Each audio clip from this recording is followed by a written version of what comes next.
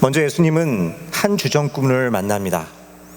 아주 폐인이 다 되어버린 그런 젊은이에게 예수님은 왜 이런 생활을 하고 있느냐고 물으십니다. 그러자 그 주정꾼은 이렇게 대답을 하는 것이었습니다. 나는 당신이 일으켜 걷게 만들어준 안진뱅이였습니다. 그런데 걸어다닌들 무엇을 먹고 살라는 것입니까? 다리만 낫게 해준다면 뭘 합니까? 직업도 알선해 주셔야지요. 그동안 직업을 구해봐왔으나 만족할 만한 직업은 하나도 없었습니다. 동냥하며 살 때가 그리웠지만 이렇게 다리가 성하니 그것마저 할 수 없어 속상해서 매일 술을 마시게 되었습니다. 그 다음 예수님은 어떤 창녀라 불리우는 여자가 남자들 사이에서 희롱을 받고 있는 장면을 보셨습니다. 그래서 어째서 이런 생활을 하고 있느냐고 물었더니 그녀는 또 이렇게 대답을 하는 것이었습니다. 당신은 내게서 귀신도 쫓아주고 창녀의 삶에서 건져내어 주셨습니다. 그러나 창녀에서 발을 씻은들 무슨 행복이 있다는 것입니까?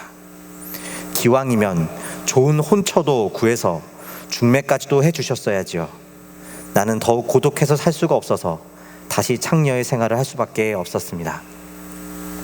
또 그 예수님은 한 불량한 사람이 정신없이 이웃들과 싸움질하고 있는 장면을 보시고는 왜 이런 생활을 하고 있느냐라고 물으셨습니다.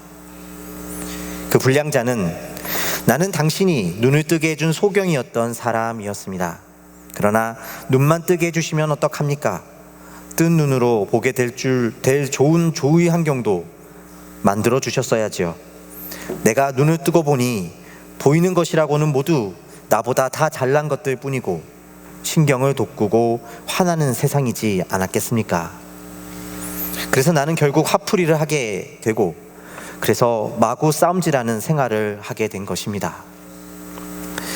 이 이야기에서 이 작가가 이야기하고자 하는 요점이 무엇이라고 생각하십니까? 물론 감사하지 못하는 인생에 대한 이야기를 하고 있는 것이라고 생각할 수 있을 것입니다. 너무나도 큰 은혜를 입은 세 사람이 그 은혜를 생각하기보다 끊임없이 불평하는 것을 보고 인간이 얼마나 배은망덕할 수 있는 존재일 수 있는지를, 끊임없는 욕망 속에 있는 존재인지를 보여주는 것이라고 한다는 것이죠. 그래서 어쩌면 이 작품의 제목처럼 작가는 감사할 수 없는 인간의 삶은 지옥과 같은 것이라고 말하려고 하는 것인지도 모르겠습니다. 물론 그것 또한 틀린 이야기는 아닐 것입니다. 그러나 저는 이 이야기를 통해 우리가 볼 수 있는 것이 단지 감사할 줄 모르는 인간에 대한 비판만은 아니라고 생각합니다. 그것은 소위 우리가 감사할 수 있는 조건들로 인해 감사를 하게 된다면 그 감사는 영원할 수 없다라는 것을 보여주는 것이라는 것이죠. 안진뱅이가 일어나 걸었다는 것, 귀신 들렸던 자가 깨끗이 씻음을 받았다는 것, 소경이 눈을 떴다는 것, 과거 그 형편에 있을 그 당시 그들에게는 그것보다도 더 큰 소원이 없었을 것입니다. 그러니 그 문제가 해결될 때 얼마나 큰 감사가 있었겠습니까? 그러나 이 이야기에서 보는 바와 같이 그것은 영원한 감사일 수는 없었습니다. 왜냐하면 이러한 종류의 은혜는 영원한 은혜일 수 없었기 때문입니다. 또 그렇기 때문에 만일 하나님이 우리에게 그와 같은 것을 주실 수 있는 분에 그친다면, 하나님의 은혜가 그와 같은 것이라면 우리가 하나님께 드릴 감사와 우리가 하나님을 기뻐할 이유 또한 그렇게 금세 마르고 변하고 말 것들이라는 것입니다. 그렇다면 우리는 그것을 진정한 구원이라고 부르며 그것을 주시는 하나님과 그분이 주시는 그 은혜를 영원한 것이라고 고백할 수 있는 것일까요? 우리가 오늘 예배를 시작하며 함께 교독하였던 감사절에 하나님의 백성이 이스라엘이 불렀던 노래가 있었습니다. 시편 136편의 말씀이죠. 그 시작은 이렇게 시작합니다. 여호와께 감사하라. 그는 선하시며 그 인자하심이 영원함이로다. 여호와께 감사하는 이유를 그 선하심과 인자하심이 영원하기 때문이라고 기록하고 있는 것입니다. 여기서 강조되고 있는 단어는 영원함입니다.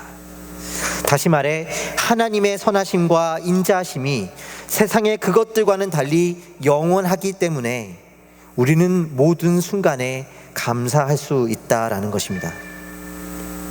그렇다면 하나님이 주시는 그 선하심과 은혜가 어떠한 것이기에 영원하다라 말할 수 있는 것일까요? 단지 우리의 문제가 해결되는 은혜가 아니라 어떤 은혜를 우리에게 주셨고 또 주시고 있기 때문에 우리가 영원한 감사를 드릴 수 있다고 말하고 있는 것일까요?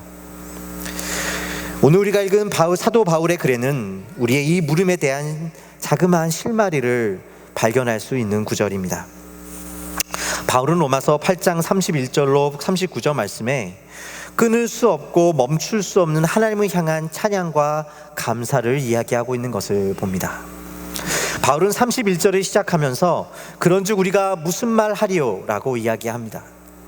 하나님께서 주시는 이 은혜 앞에 할 말이 없을 만큼 그것은 끊이지 않는 찬양과 감사를 드릴 수밖에 없는 것이라고 이야기하고 있는 것입니다. 심지어 환난이나 공고나 박해나 기근이나 적신이나 위험이나 칼이나 심지어 사망이나 생명이나 천사들이나 권세자들이나 현재일이나 장래일이나 그 어떤 것조차도 하나님을 향한 은혜와 찬송과 감사를 멈출 수 없게 하는 것이라고 이야기하고 있다는 것입니다. 여기에 나오는 것들은 대개 그것이 우리 삶에서 피해질 때 감사의 조건이 될 수 있는 것들이었습니다. 우리가 환난이나 공고나 박해나 기근이나 적신이나 위험을 하나님께 피하게 해주신다면, 하나님께서 그렇게 피하게 해주신다면 우리는 감사할 수 있다라고 말할 수 있는 것 아니겠습니까? 그러나 바울은 도리어 하나님의 은혜에 대한 자신의 감사와 찬양이 거기에 매이지 않는다고 이야기하고 있는 것입니다. 바울은 그 이유를 다름이 아니라 예수 그리스도 때문이라고 이야기합니다. 예수께서 이 땅에 오셨고 죽으셨고 다시 사셨기 때문이라는 것이죠. 그래서 우리의 삶은 주님 대신 이 예수 안에 있기 때문에 영원한 감사를 드릴 수 있다는 것입니다. 이 말을 조금 더 깊이 생각해 보아야 합니다. 십자가에서 보여진 것은 협박과 기근과 환난 속에서 우리가 하나님을 붙잡아야 한다, 그럼에도 불구하고 하나님의 은혜를 붙잡아야 한다는 것이 아니라 하나님이 그 모든 것 가운데 통치하고 계시다라는 사실입니다. 온 땅의 주인 되신 하나님의 주권과 그분의 손길이 십자가에서조차도 나타나셨기 때문입니다. 그래서 하나님은 온 땅의 통치자이시고 우리 삶의 어떠한 것도 하나님의 통치 밖에 있는 것은 없게 되는 것입니다. 여기에 예수 그리스도의 십자가에 나타난 하나님의 임재의 비밀이 있습니다. 여기에 우리의 진정한 감사의 이유가 있다는 것입니다. 요즘 성도님들과 신방을 다니다 보면 참 많이 힘들다라는 이야기를 듣게 됩니다. 비즈니스를 하시는 분들이나 직장을 다니시거나 학교를 다니시는 분들이거나 모두가 살아가는 것이 점점 힘들어져 간다는 것입니다. 집값은 점점 오르는데 월급은 충분하지 않은 것 같고 비즈니스는 늘 불안하기만 합니다. 직장과 가정에서의 경험되어지는 관계는 나아지기보다 악화되는 것만 같습니다. 물론 올해만 그런 것은 아니었을 것입니다. 돌이켜보면 언제나 어려움은 있어 왔죠. 그러나 특히나 올해는 더욱 어려워지는 것 같다고 이야기하십니다. 다가올 내년에도 나아질 것이라는 막연한 희망은 있지만 그저 말 그대로 막연할 뿐입니다. 때로 그래서 열심히 기도도 하지만 하나님은 나의 기도를 잘 들어주시지 않는 것 같아 기도에 대한 기대가 없어지기도 합니다. 그래서 감사함보다는 섭섭함이 더 많은 것이 사실입니다. 그럼에도 불구하고 성경은 우리에게 감사하여야 한다고 말하는 것 때문에, 그래서 그러한 가운데서도 우리는 하나님이 우리 가운데 주신 여러 가지 감사의 제목들을 찾게 되는지도 모르겠습니다. 여러분에게 나누어드린 그 감사 제목 카드를 받으시고 어려운 중에 있는 삶 속에서 그나마 있는 감사의 조건들을 찾으시느라 고민을 하시는 분들도 많으실 것이라고 생각합니다. 만약 우리가 그것을 써내려가면서 감사할 수 있는 그나마의 조건들을 찾았다면 정말로 참으로 귀한 은혜입니다.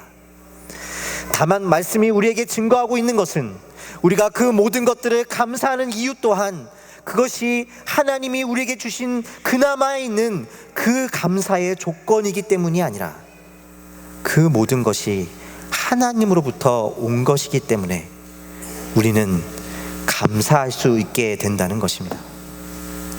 이 말은 우리 앞에 주어진 것들을 감사해서는 안 된다는 말이 아닙니다. 그러한 조건들에 감사하는 것은 저급한 것이고 본질적인 것이 아니기 때문에 그러한 것들을 넘어 그런 것들을 감사하면 안 된다라고 말하는 것이 아닙니다. 그 모든 감사의 조건을 감사하지만 그러나 그것을 넘어 그 조건을 주신 분이 우리 하나님이시기 때문에 감사하여야 한다는 것입니다. 하나님이 우리를 다스리고 계십니다. 여기에 우리의 감사가 마르지 않는 이유가 있습니다. 그 모든 앞에 있는 것들이 우연이거나 사람으로부터 온 것인 것처럼 보이지만 그리스도 예수 안에서는 만유의 통치자로서 우리를 구원하신 그 주님이 있으실 뿐입니다. 그리고 그 주님을 알게 된 우리는 우리 앞에 어떤 일도 하나님의 통치 밖에 일어날 수 없음을 고백하기 때문에, 예수 안에서 확증하기 때문에 그 모든 것에서 하나님을 만납니다. 여기에 그리스도인의 감사의 강함이 있고 특별함이 있습니다. 사랑하는 성도 여러분, 우리가 앞서 읽은 시편 136편에서도 시인은 그 감사의 이유를 다음과 같이 이어가고 있는 것을 보게 됩니다. 136편 3절과 4절의 말씀입니다. 주들 중에 뛰어난 주께 감사하라. 그 인자하심이 영원하미로다. 홀로 큰 기이한 일들을 행하시는 이에게 감사하라. 그 인자하심이 영원하미로다. 여기에서도 이스라엘은 우리가 모든 것들 가운데 감사할 수 있는 이유가 주님이 주 되시기 때문이라고 이야기합니다.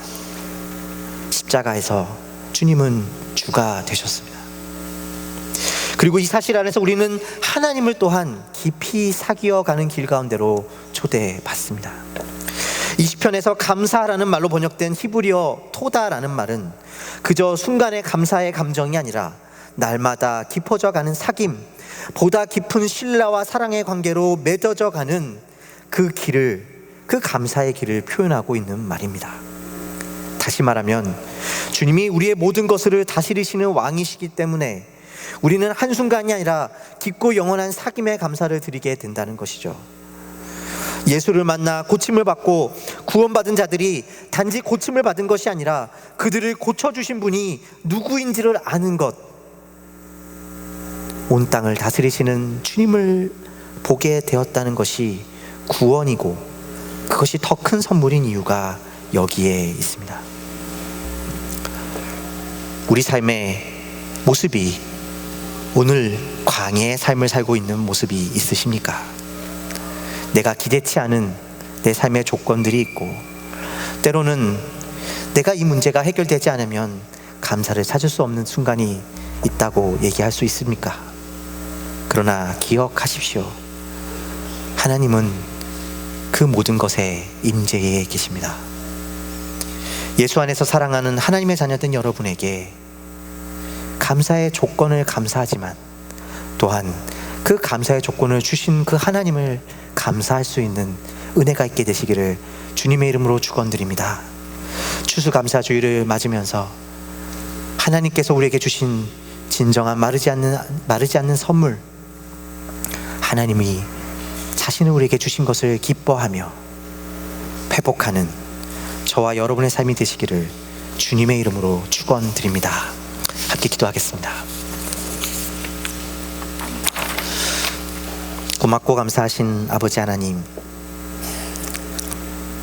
예수 때문에, 그 예수의 십자가 때문에 우리가 주님의 주되심의 복음을 듣습니다.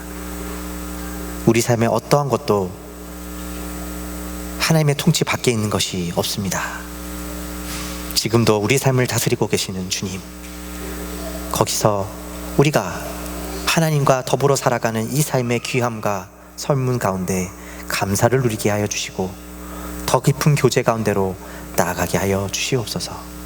감사와 찬양을 드렸고 예수 그리스도의 이름으로 기도하였습니다. 아멘. 우리